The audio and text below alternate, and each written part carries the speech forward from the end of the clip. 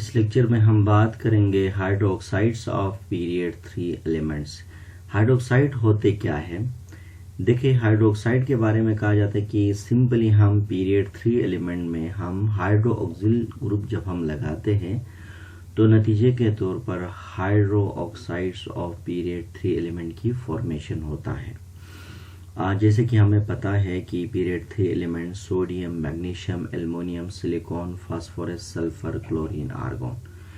अब इनमें से देखिए सिंपली हम हाइड्रोक्सिल ग्रुप लगाएंगे यानी OH ग्रुप लगाएंगे और जिसके नतीजे में हाइड्रोक्साइड की फॉर्मेशन हो जाएगा।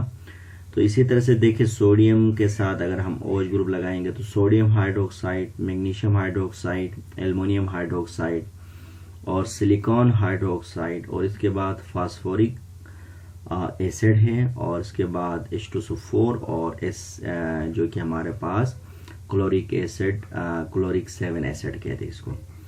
तो सबसे पहले हमें ये बात याद रखना है कि हमारे पास सोडियम से सोडियम हाइड्रोक्साइड बनेगा, मैग्नीशियम से magnesium hydroxide, aluminium hydroxide, silicon tetra hydroxide, phosphoric acid, sulphuric acid और क्लोरिक 7 एसिड। तो अब सवाल यहाँ ये है कि ज़रूरी नहीं है कि कोई भी सब्सटेंस हो जिसके अंदर हाइड्रोक्सिल ग्रुप हो तो हम कहेंगे कि ये बेस ही होगा। नहीं, ऐसा ज़रूरी नहीं है।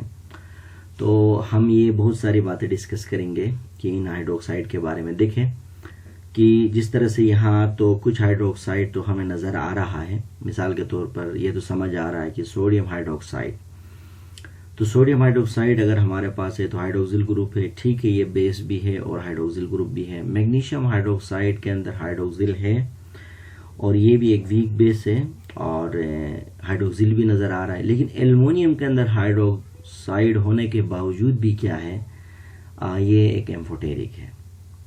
तो इसी तरह से सिलिकॉन टेट्राहाइड्रोक्सिल होने के बावजूद भी क्या है, ये एक वीक एसिडिक है। तो ये हमें जानना ज़रूरी है कि हाइड्रोक्साइड होने से कोई भी चीज़ बेस नहीं बनता है और कोई भी चीज़ जब हम इसको, और दूसरी बात ये जानना है कि जैसे कि फास्फोरिक एसिड को भी हमने हाइड्रोक्साइड्स ऑफ पीरियड 3 एलिमेंट कहा, सल्फ्यूरिक एसिड को भी हमने हाइड्रोक्साइड्स ऑफ पीरियड 3 एलिमेंट कहा, क्लोरिक 7 एसिड को भी हाइड्रोक्साइड्स ऑफ पीरियड 3 एलिमेंट कहा। तो ये भी इंशाल्लाह हम डिटेल में डिस्कस करेंगे। तो सबसे पहले हम बात करेंगे कि सोडियम हाइड्रोक्साइड क्या है। एक स्ट्रांग बेस है, इसका pH 14 है और मैग्नीशियम हाइड्रोक्साइड एक वीक बेस है और सोडियम हाइड्रोक्साइड के मुकाबले में इसका pH 9 है। एल्युमिनियम हाइड्रोक्साइड हाईली बहुत ही कमज़ोर बेस है और इसलिए ये क्या है, एक एम्फोटेरिक जो है ना कंपाउंड है। एम्फोटेरिक का मतलब ये कि एसिड भी एक्ट करता है और बेस भी एक्ट करता है। इसके बाद सिलिकॉन टेट्राहाइड्रोक्साइड एक वीक एसिड है और फास्फोरिक एसिड जो है हमारे पास इससे थोड़ा मॉडरेट एसिड है और सल्फ्यूरिक एसिड स्ट्रांग एसिड है और जबकि क्लोरिक 7 एसिड हमारे पास वेरी स्ट्रांग एसिड है। तो अब हम यहाँ ये देखेंगे कि हमारे पास इनके स्ट्रक्चर देखेंगे कि सिलिकॉन टेट्राहाइड्रोक्साइड का स्ट्रक्चर आपके पास ये है। देखें सिलिकॉन टेट्राहाइड्रोक्साइड, तो इसका स्ट्रक्चर हमारे पास ये है। सिलिकॉन सेंट्रल एटम है, इसके पास देखें 4 हाइड्रोक्सिल ग्रुप यहाँ पर लगे हुए हैं। ये एक वीक एसिड है, इसका ऑक्सीडेशन नंबर +7 है। इसी तरह से अगर हम सिलिकॉन टेट्राहाइड्रोक्साइड से अगर हम फास्फोरिक एसिड में आते हैं तो फास्फोरिक एसिड इसके मुकाबले में थोड़ा स्ट्रांग हाइड्रोक्साइड है। स्ट्रॉन्ग क्यों है ज़रा देख लेते हैं। इसके अंदर जो फास्फोरस है ये सेंट्रल एटम है, इसके पास 3 हाइड्रोक्सिल ग्रुप है और ऑक्सीजन और फास्फोरस के दरमियान डबल बॉन्ड है। अब आप देखें कि सिलिकॉन टेट्राहाइड्रोक्साइड जो है हमारे पास ये एक वीक एसिड है। वीक एसिड होने के पीछे 2 रीज़न है। एक रीज़न ये है कि इसका ऑक्सीडेशन नंबर +4 है, जिसका ऑक्सीडेशन नंबर कम होगा और जहां डीलोकलाइजेशन ऑफ इलेक्ट्रॉन नहीं होंगे, यानी जब ये प्रोटॉन देगा, मिसाल के तौर पर यहाँ से प्रोटॉन चले जाएगा तो ये जो माइनस चार्ज है इसको सिग्मा बॉन्ड की वजह से ये अंदर से एकोमोडेट, डीलोकलाइजेशन नहीं होती है। तो हम आपको ये बताएंगे कि हमारे पास सिलिकॉन टेट्राहाइड्रोक्साइड जो है इसका ऑक्सीडेशन नंबर कम है और डीलोकलाइजेशन ऑफ जो है ना इलेक्ट्रॉन पॉसिबल नहीं है, तभी ये क्या है, यानी सबसे वीक एक हाइड्रो ऑक्साइड है। इसके बाद फास्फोरिक एसिड में आते हैं तो ये सिलिकॉन टेट्राहाइड्रोक्साइड के मुकाबले में स्ट्रांग है। स्ट्रांग होने के पीछे दो रीजन है, मैंने लिखा। इसका ऑक्सीडेशन नंबर +5 है, और इसके बाद देखें इसके पास डीलोकलाइजेशन ऑफ इलेक्ट्रॉन पॉसिबल है। अगर यहां से देखें ये प्रोटॉन निकल जाता है तो इसका जो माइनस चार्ज है ये अंदर की तरफ शिफ्ट हो जाती है, और नतीजे के तौर पर ये चार्ज यहाँ से टूट जाती है। तो इसको बोलते हैं डीलोकलाइजेशन ऑफ इलेक्ट्रॉन, यानी डबल बॉन्ड होने की वजह से इलेक्ट्रॉनों की डीलोकलाइजेशन होती है। तो इसलिए इसका एक तो ऑक्सीडेशन नंबर ज्यादा है, और दूसरी बात एक डीलोकलाइजेशन ऑफ इलेक्ट्रॉन पॉसिबिलिटी है।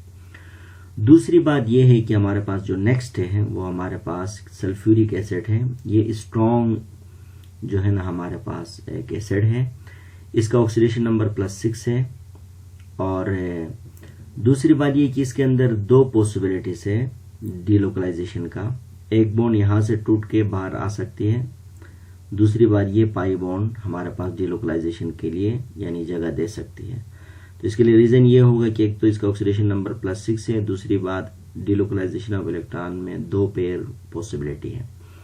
इसके बाद सबसे स्ट्रांग जो है क्लोरिक 7 एसिड है, इसका ऑक्सीडेशन नंबर सबसे ज्यादा है, +7 है, और इसके अंदर 3 डीलोकलाइजेशन ऑफ इलेक्ट्रॉन का पॉसिबिलिटी है कि जब ये प्रोटॉन को लॉस करता है तो माइनस चार्ज अपने आप को यहाँ आके एकोमोडेट कर सकता है।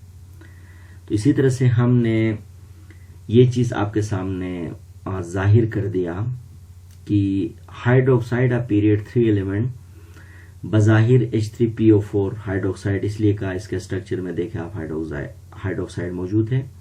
क्लोरिक एसिड में आप देखें हाइड्रोक्साइड स्ट्रक्चर में मौजूद है, तो ये भी आपने पहचान लिया। और उसके बाद हाइड्रो ऑक्साइड होने से कोई भी चीज बेस बनना जरूरी नहीं है। एक और प्रूफ मैं आपको ये दे दूं, सिलिकॉन टेट्राऑक्साइड देखिए कैसे बनता है, पहले हमने पढ़ा है प्रीवियस लेक्चर्स के अंदर। सिलिकॉन एक वीक सिलिकॉन डाइऑक्साइड को पानी में डालते हैं तो ये बन जाता है। और इसी तरह से हमारे पास सल्फ्यूरिक एसिड हमारे पास फास्फोरिक एसिड कैसे बनता है, सिंपली हम फास्फोरस ऑक्साइड को हम पानी में डालते तो बनता है, और सल्फ्यूरिक एसिड को SO3 को पानी में डालने से बनता है। और क्लोरिक जो है ना हमारे पास 7 जो एसिड है इसको हम क्लोरीन 7 ऑक्साइड को पानी में डालने से पैदा होता है। और इसके बाद एग्जाम में कभी आपको इस तरह भी पूछ सकते हैं कि right the structural formula of the silicon tetroxide, या इसको आर्थोसिलिसिक एसिड भी कहते हैं। फास्फोरिक एसिड, सल्फ्यूरिक एसिड और क्लोरिक एसिड का फार्मूला ड्रा करें, इस तरह भी कोई क्वेश्चन आ सकता है।